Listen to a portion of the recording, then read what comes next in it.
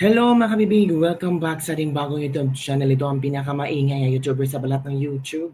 Ako si Kabibig, maglabag-labag daw with evidence. Sabi ng ilang mga netizens, laglagan na.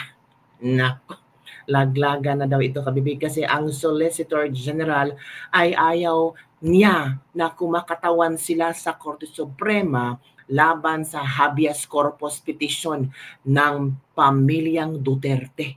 Naku, paano yan mga kabibig? Ito, tumanggi umano ang Office of the Solicitor General na katawanin sa Korte Suprema ang mga opisyal ng gobyerno na kasama sa habeas corpus petition ng mga anak ni dating Pangulong Rodrigo Duterte.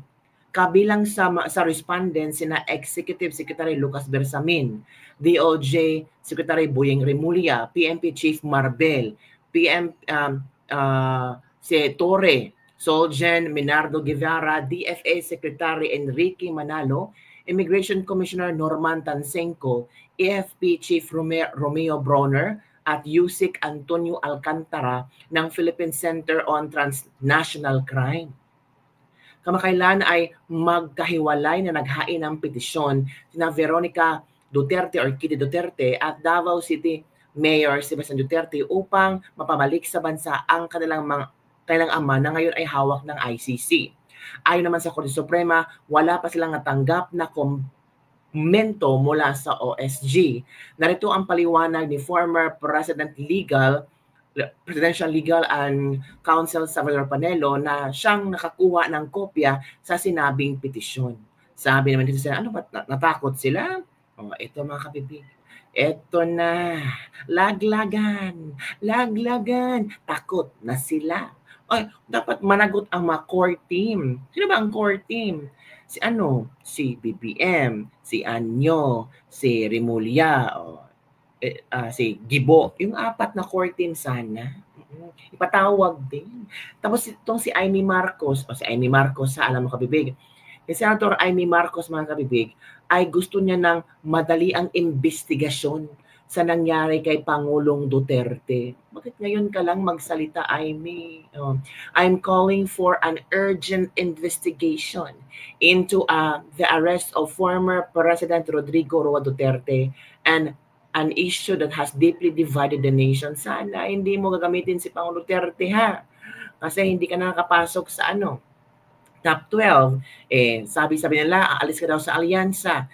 Baka this time, talagang gagawin mo lahat para makabalik si Pangulong Duterte. Baka iboto ka. Sabi ni Amy Marcos, as chairperson of the Senate Committee on Foreign Relations, I am calling for an urgent investigation into the arrest of former President Rodrigo Roa Duterte, an issue that has deeply divided the nation. It is imperative to establish whether due process was followed and to ensure that his legal rights were not just upheld but protected, especially given the involvement of the International Criminal Police Organization, Interpol, and the ICC. To shed light on this matter, I am inviting key officials and agencies, including officials from the PNP, OST, OTS, DOTR, DOJ, DFA, NSC, CAAP, and other resource persons and witnesses. The Senate must address these critical concerns to uphold the country's restriction and clarify policies governing our law enforcement agencies and their engagement with international tribunals. Our sovereignty and legal processes must remain paramount. Wala na nga soberentiya ang Pilipinas. Ibinigay na nga ng kapatid mo, si Pangulong Duterte sa ICC. Inamin naman yan ni Remulla na apat silang nagplano. Di ba kabibig? So ito muna ang ating video ni Salvador Panelo. Na good news ba ito or bad news? Na parang natakot ang Office of the Solicitor General. Pero sabi ng ilan, ako bad news yan kasi parang tinitenga nila. Parang hinayaan lang pahinay-hinay hanggang hindi makauwi si Pangulong Duterte. Ito na kabibig. Meron ngayong umagang obligasyon na sumagot. At ang mga respondents, like yung Secretary Remulla, sino pa? Si PNP Chief, Marbil, General Torre, at basta apat ang dinimanda namin doon. ang mag-represent sa kanila under the law ay ang Solicitor General. Kung matatandaan nyo, yung Solicitor General ay ilang beses nating tinurigsa. Katunayan, kanina lang, di ba? Binatang ko yung, pinaalala ko yung walang jurisdiction pero kung ano nung pinapile nila. Ganun pa man, sila ang abogado ng gobyerno sa aming petition for writ of habeas corpus. Kanina nag-file sila ng manifestation ng opisina ng Office of the Solicitor General sa Korte Suprema. At ito po ang sinabi nila. Babasahin ko lang yung mga pertinent paragraphs. To recall on March 17, 2018, the Republic of the Philippines in the exercise of its sovereign prerogative under Article 127, Paragraph 1 of the Rome Statute, deposited with the Office of the United Nations Secretary General its written notification of withdrawal from the statute. The withdrawal took effect on March 17, 2019. Paragraph 4 sa kanilang manifestation sa Supreme Court. At sabi ho ng Office of the Solicitor General, in steadfast adherence to this sovereign decision, the Office of the Solicitor General has consistently maintained, both in its submission before the ICC and its public statements, that the case of the Philippines was not admissible and that the ICC failed to timely exercise its jurisdiction. Consequently, the Philippines government has no legal obligation to cooperate with the ICC nor recognize any process emanating from the ICC following the effectivity of the country's withdrawal from the Rome Statute. Considering the Office of the Solicitor General's firm position that the ICC is barred from exercising jurisdiction over the Philippines, and that the country's investigative, prosecutorial, and judicial system is functioning as it should, the OSG may not be able to effectively represent respondents in these cases and is constrained to recuse itself from the participating ayaw ng OSG herein. At ang prayer po nila, wherefore the OSG most respectfully prays that its manifestation of recusal in the above captioned consolidated petitions be noted and or favorably considered. Ano pong ibig sabihin ng manifestasyon ng OSG? Ibig kong sabihin, the Office of the Solicitor General is in agreement with our position in the petition for a writ of habeas corpus na yung ICC ay walang jurisdiction.